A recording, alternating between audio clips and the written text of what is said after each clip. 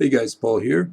So for this development update or this Kickstarter update or whatever you want to call it, I'll be adding a new feature to the game. Actually, I'll be tweaking a weapon system.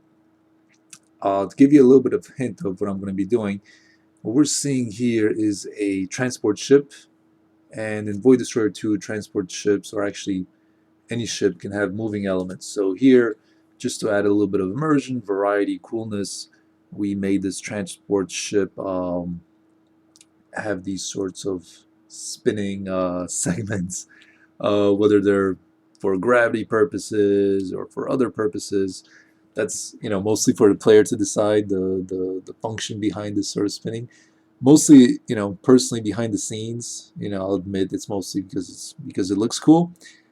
But if it gets you thinking more about the game world, wondering, wondering, being more immersed in it, then that's the overall goal too. So this is a transport ship, and what we're gonna do, we're gonna make a variant of this ship. I already asked my 3D artists to do that. So in just a moment, we're gonna see a variant of this transport ship. Okay, so my talented artist has modified the model of that transport ship, and instead of this front spinning section here, he added these sorts of mining beam emitters on every side, and he added these scoops for the rocks to come in. So the rear segment is still spinning, and that's where the cargo pods will go, and these front are going to be the mining segments. So we're going to give an order for this mining ship to mine.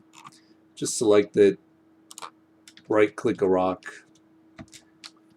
off it goes. So keep in mind, some of these visuals for these beams, they're just mostly placeholders. I'll just quickly put them together from the older assets from Void Destroyer 1. But here we see that we're having some mining activity going on, and the rocks are being pulled via the tractor beam into the cargo bay. We see a cargo pod up there. So, maybe some developers would leave this alone and would be happy at this. But what we're going to do today, we're going to make this front segment spin just like this other one here does.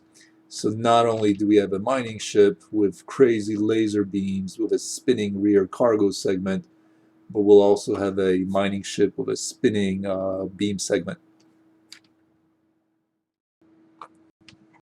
Okay, so a portion of this begins in this really important software, Notepad, Notepad++, which is where I edit text files. So here we see a text file for this new mining ship. It's got the beam weapons here. It's got the cargo arrays, where the docks are, things like that. But here is the rotating element. Here's the little bit of here's what drives the game engine. The game engine reads these files. Yeah, I should back up and explain this. The game engine reads these files. These are just simple text files, and using these sorts of parameters and tags, whether this ship has a beam weapon, whether it has a tractor beam. But let's focus on its rotating elements. Right now it has this rotating element. I just call it rear cargo array, and that gets read into the game engine model. The model skeleton gets picked up, and if everything matches, then everything works. So what we're going to do now, I'm just going to uncomment this line, so that this mining array is going to spin. Roll speed is 5 degrees per second. If you notice, this one is negative 5 degrees per second. This is just so they rotate in opposite directions. Again, just for the cool factor.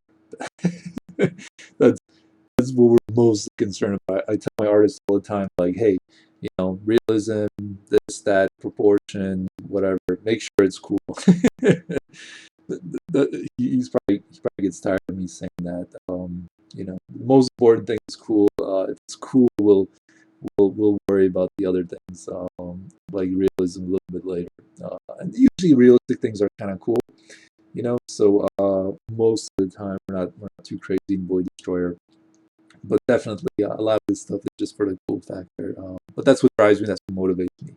So let's see what happens when I uncommented these lines, so that the mining array spins spins at 5 degrees per second.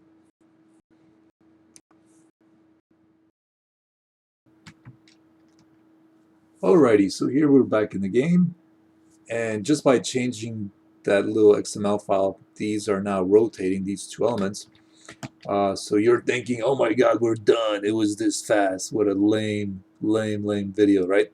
Well, it's not that simple. So the elements rotate, but let's see what happens when we tell the ship to mine.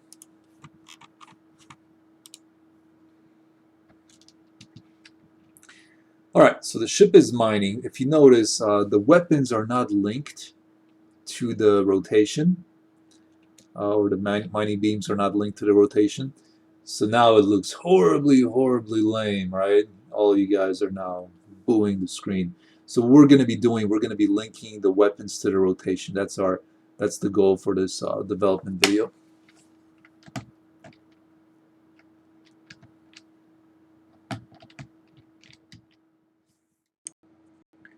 Alrighty, so now we're in Visual Studio. First thing we want to do is we want to have some kind of a flag that we can tell that data file. The data file that gets read into the game engine. We want some kind of a flag that tells the game engine that, hey, this rotating element is linked to a weapon. Otherwise, how would it know? How would it make the link, right? So we're just going to take our existing data structure here. Remember, roll speed was 5. We're going to add this to weapon flag here. Very simple piece of code. And now that we have this here, we can set the where we load rotating elements. Load rotating elements. We'll find it.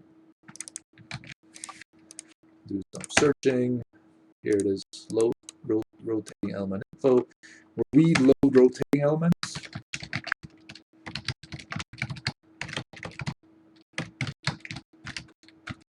Set the default value to false. Now what we want to do, we want to actually load this.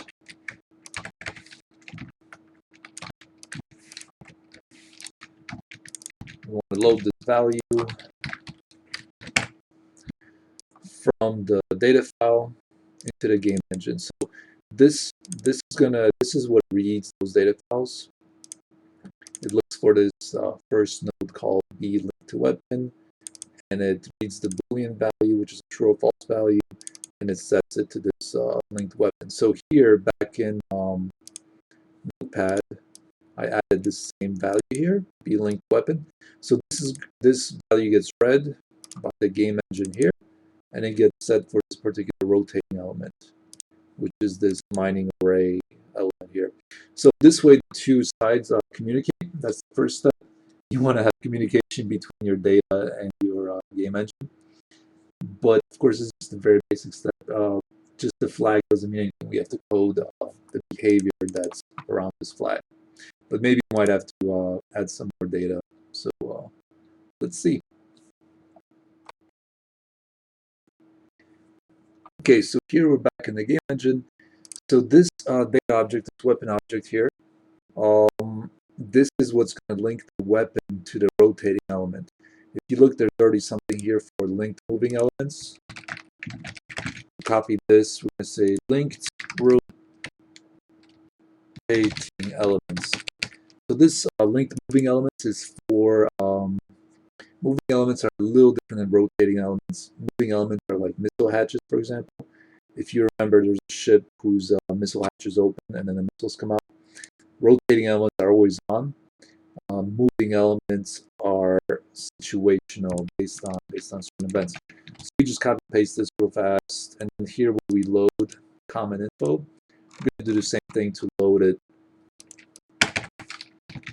And again, we're copying and pasting because this is very similar code here. Copying and pasting saves a lot of time, but also creates a bunch of bugs. Sometimes you can copy and paste not everything, and when you copy and paste not everything or too much or You make a slight error, you feel confident that you got it all, but that confidence leads to bugs because you didn't quite check everything. So let's double check everything here. So we're reading this linked rotating elements node. And while this node exists, we take a string here and we push it back into this data structure. We say, okay, this weapon is linked to this rotating element. Keep pushing that back. So then what we need to do is tell our weapon that it's going to be linked to a rotating element here. So we went into the data folder, weapons, sort by date, pseudo mining beam.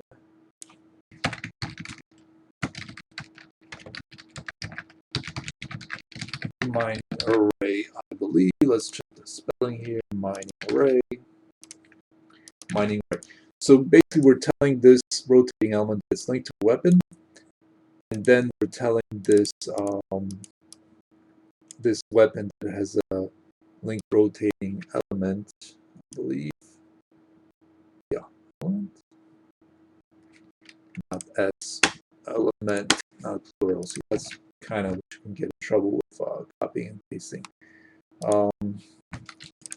There you go. I just want to keep things consistent, just because it creates confusion later on for me. So if I'm consistent, it creates less problems. So we link the weapon to the rotating array. It's very basic, very basic stuff. Not a lot of coding, a lot of copying and pasting because we had some existing code here before. Now we're going to just hit this compile button. It's going to run through compiling the game, just the very basics of it. Not really doing too much because we didn't change too much.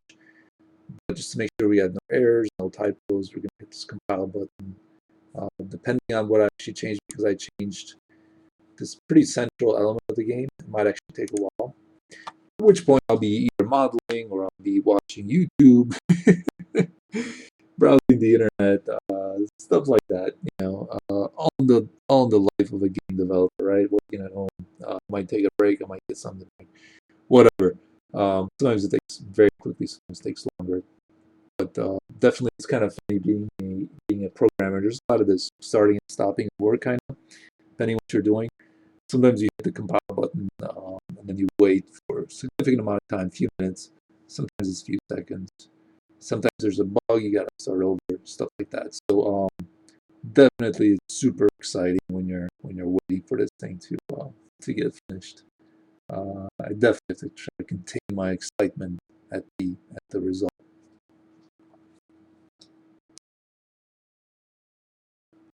So it's been like a minute or two, and it's actually still compiling. There's another option besides YouTube and taking a break.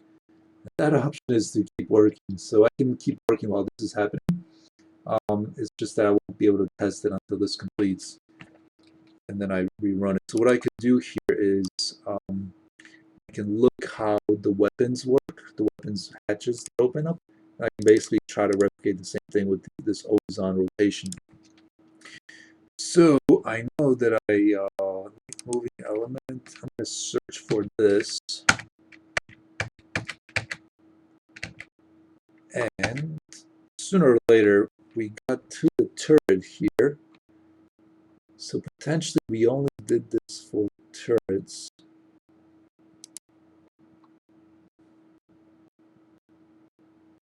Let's see if we did this for weapons. The way I have it organized, I call it hard point. I called it that for a long time. And it looks like I left some goofy comment in here. It used to be only projectile weapons. Comments are kind of useless to me right now, but that's how I used to do it. So here we have a hard point. Let's see, what does this have? Does it have anything about moving elements or rotating elements?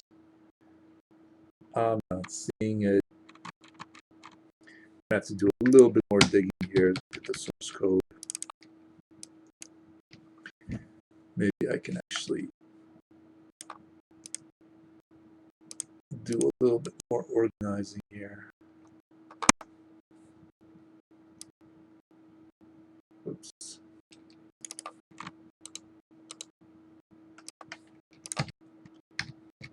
Let's bring up all our stuff again.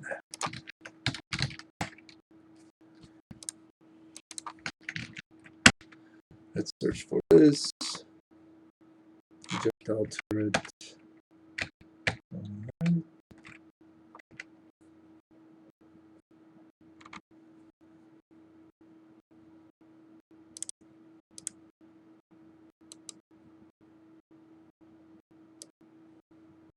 Okay, so the way we did the linked moving element is when we told the turret that the weapon is firing, it would tell the parent, which is the ship, let's say, or base, to move this element, and then it would return whether it moved all the way or not. So it's actually significantly different than what we want. Yeah, so there's just not going to be as much copy and pasting as I anticipated. I can kind of sort of ignore the old code for the link moving element where the missile hatches would open and the missile will come out. But that's okay. That's fine. We'll just go a little different route. But what I'll do, I'll copy this code, go to the hard point, and actually I can close this now.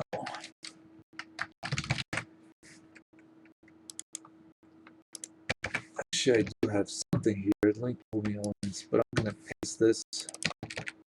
Handle linked. What did I call it? Rotating elements. Always rotating elements. Now I forgot, so I got to check it out.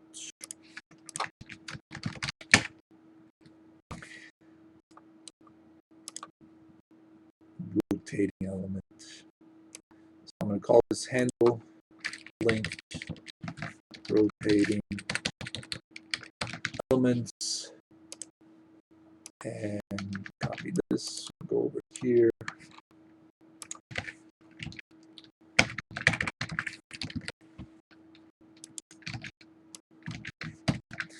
All right. So here I have this empty function. Does absolutely nothing here. I'm going to copy this, and I'm going to search for where I'm using this guy. I'm going to insert my linked rotating elements in the same spots. That's assuming I'm using it anywhere. Okay, I'm using it here. For collision weapons, I'm going to also put right in the same spot, right next to each other. Okay, my app looks like I didn't have any bugs with finish compile. I'm going to ignore that. So let me make it easy for myself. I'm going to assume that when I added these guys that I put them in all the right spots. So I'm going to go ahead and search more for these. Here's for the turret. We can ignore that. Here's for the projectile turret. Ignore that as well. Instant turret. Ignore that. Missile turret. Ignore that. I'm not worried about turrets just yet. We're just worried about sort of static weapons. Here we have missile weapons. Yeah, we want to add this here. It's not a turret, it's just a plain weapon that doesn't turret. Turrets will rotate and pitch, but these guys won't. So going. Oh, that's it, huh? All right, so here we should have, let's look at beam weapon, because beam weapon is what we're working with right now. Let's see how beams weapons do things. Here's my beam weapon. Let's look at its action here. It has a bunch of stages. Startup stage, fully on stage, shutdown stage. Kind of scroll down a little more. What we want to do is we want to look at positioning. So actually, let's take this.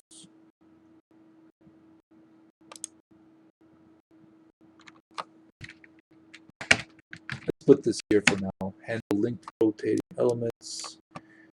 And with beam weapons, it might need a little bit of custom code. It might not be quite that simple for us. But we'll see. We'll see as we go, as we encounter bugs and things like that.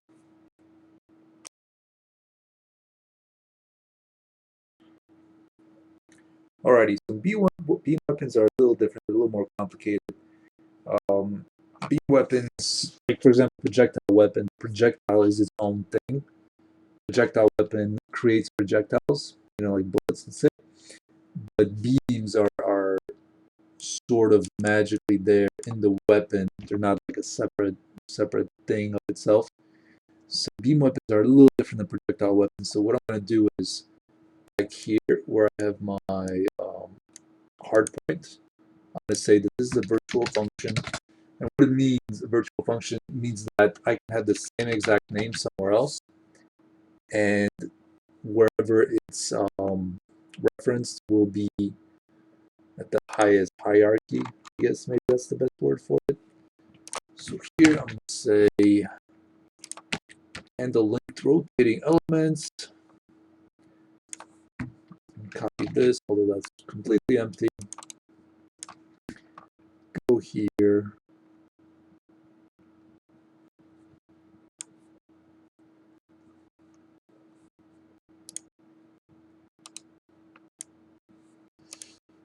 Sometimes the search doesn't work too well. Here it is. Put this here, be more than. I'm actually going to make this virtual as well. Virtual. I'm going to go to this chain beam weapon because this is beam chains. I think that's okay. Actually, I can just do it here. So we take our structure here.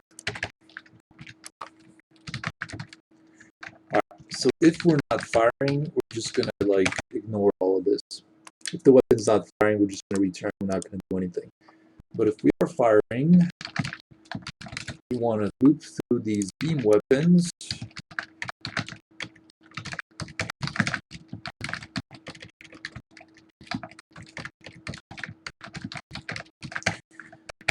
We want to bloom from all these beam weapons and we want to do something. What we want to do, we want to rotate them. We want to rotate the beams themselves. We want to rotate the position. And we also want to rotate their muzzle flashes, the little circles that go around them. And yeah, I think that's about it. Basically, their origins and their muzzle flashes. The origins, the endpoint should be taken care of by the origin, but we'll see what horrible bugs we can come across. So instead of having you guys watch while I fumble around this, I'll just pause the video here and see you guys soon. Alright, so after a little bit of fumbling, about a minute or two, we have a really basic function here. So what we're going to do, we're going to take the position of the weapon, of the first barrel here, let's call it a barrel. I'll just set it here. And we're going to get the linked moving element orientation of this linked moving element, the first one. And we're going to multiply the orientation, multiply the position by the orientation, and we're going to tell the beam node, which is the origin point of the beam weapon, to use that as its new position. So we're taking the orientation of something that's moving, we're multiplying the original position to get the new position. So this linked rotating element is this mining array.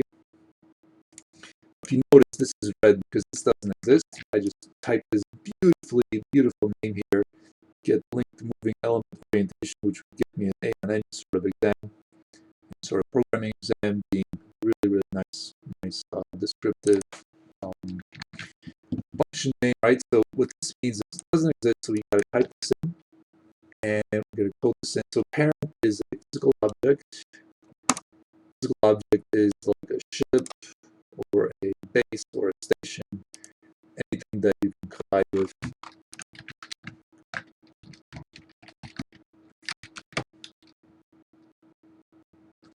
Okay, so what we have here is we have moving elements, rotating elements. So here we're going to do this. By our function out.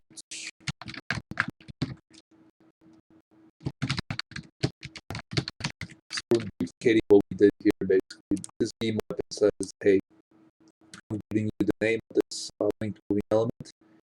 I want you to give me its orientation. Here we're doing the same thing. Giving the name, we're getting the orientation. Up over here.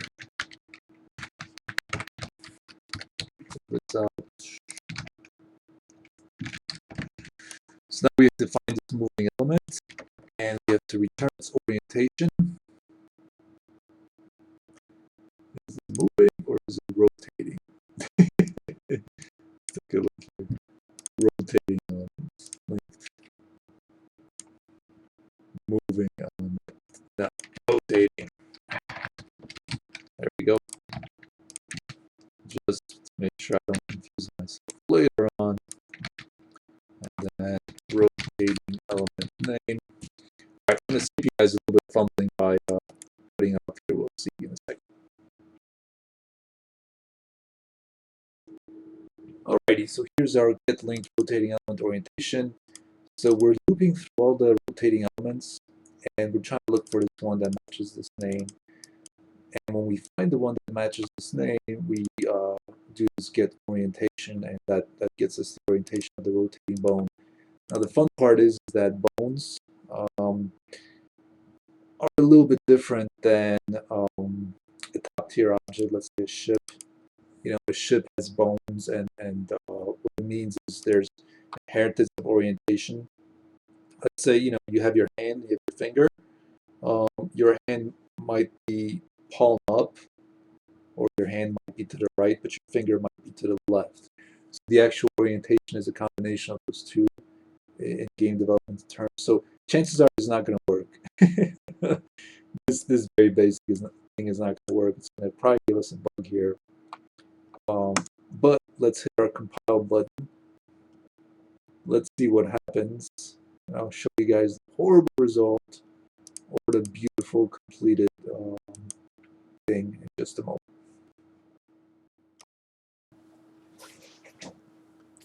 Alrighty, so here we are in game.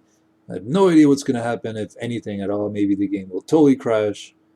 Maybe it'll be a beautiful outcome. No idea, just like you guys. Same exact boat. I'm going to jump to tactical mode. I'm going to tell it to mine.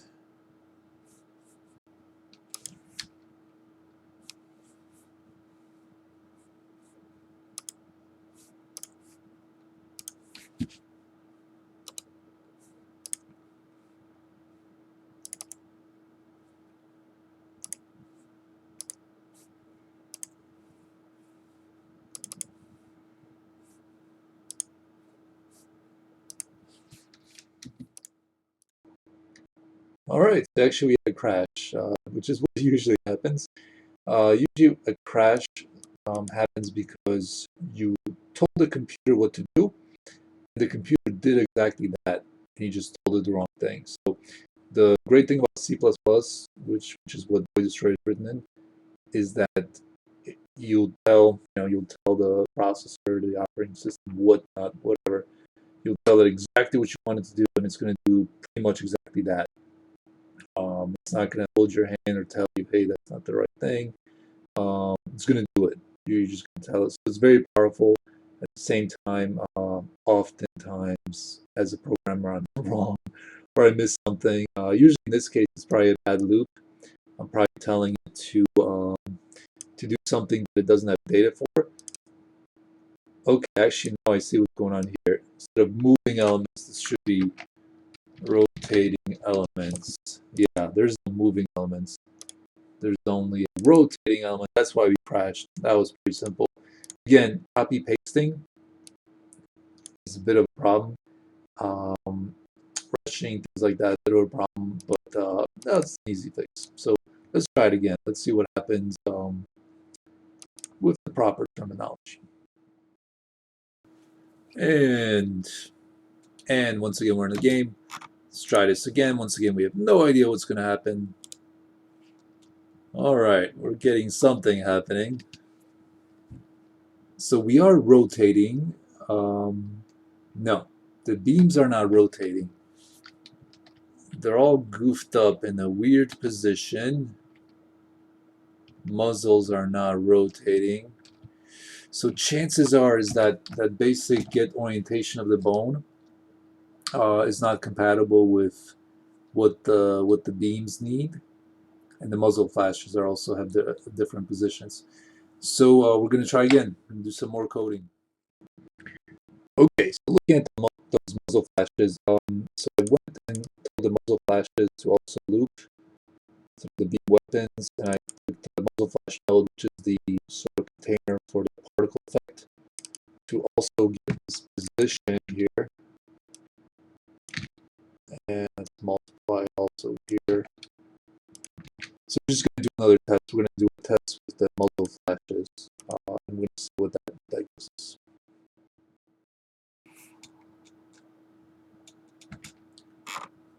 So let's see what happens to the muzzle flashes. So the muzzle flashes have the same exact position as the beams. So the nice thing is the solution is going to be exactly the same for both of them, both the muzzle flash and the beams. Now they're both equally wrong here. And they're not moving at all, right? No, they are moving. They are moving, so there is, we are getting rotational data. Yeah, I think they're definitely moving. They're not moving a lot. All right, cool. So we need to get a better, we need to get a better orientation from the bone, better one than we're currently getting. So we did some tweaking. Let's see what happens. All right, it's looking good. Did we actually succeed? It looks like we succeeded. So what we have is a rotating beam mining ship. So what that means is Void Destroyer is the greatest game ever created and that ever will be created, surpassing every other game in existence now and forever, including parallel dimensions and universes, whether or not they exist or not. And I should be paid $1 bajillion and hailed as the greatest hero who has ever lived. But that's just my opinion. All right. So here's the funny thing, right? So I'm pretty terrible at math. Actually, it's a sad thing when you really think about it. I'm pretty terrible at math, and a lot of stuff in 3D games is about math. But programming is amazing, where if you have the persistence, that you can do amazing things. You know, I think actually, well, in general, if you have the persistence, you can do amazing things like this. You know, I tried a few different things. I tried like 3 different things, and this third one works. I don't really 100% understand it. But it works, so what does it matter, right? I can move on. I can sleep well at night knowing that I created something like this with the help of a lot of other people. You know, the person who, or the persons, the team that wrote the rendering engine, which I'm using for these types of things. And there's a little bit of inaccuracy here as well. We'll probably work on that. We'll probably fix that a little bit because they're slightly off center, right? But anyway, hope you enjoyed this video. If you look at this, you might not get as excited as me by a mining ship with rotating beams. You might not be quite as excited, depending what your goals for the game are, whether they're to be a you know, person doing the economy stuff, or somebody not so much worrying about that. But this mining ship will represent more than just the mining ship, but other pirates. You know, if you're a pirate, you can potentially attack this mining ship and rob it of its resources. If you're an economy guy, you can buy this mining ship to add to your fleet. If you're a mercenary, you can protect this mining ship. Those kinds of things. But even if you don't give a damn about any of those things, sooner or later, there's going to be a super mega awesome frigate or cruiser, or maybe even fighter, whatever, with super cool rotating beams doing combat, right? So, you know, I don't just use things for one thing. I tend to use things for multiple things. So sooner or later, you'll see a combat ship that can do this. In fact, you know what? Why don't we take this ship and why don't we put it into battle? against a larger ship, maybe. Let's see what that looks like. Alrighty, so let's see what happens. We're having a horribly mismatched battle between a mining ship and a frigate. Let's give it an order to attack.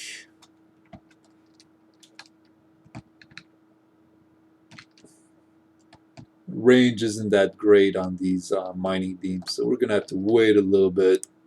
There we go. Let's see what's going on here.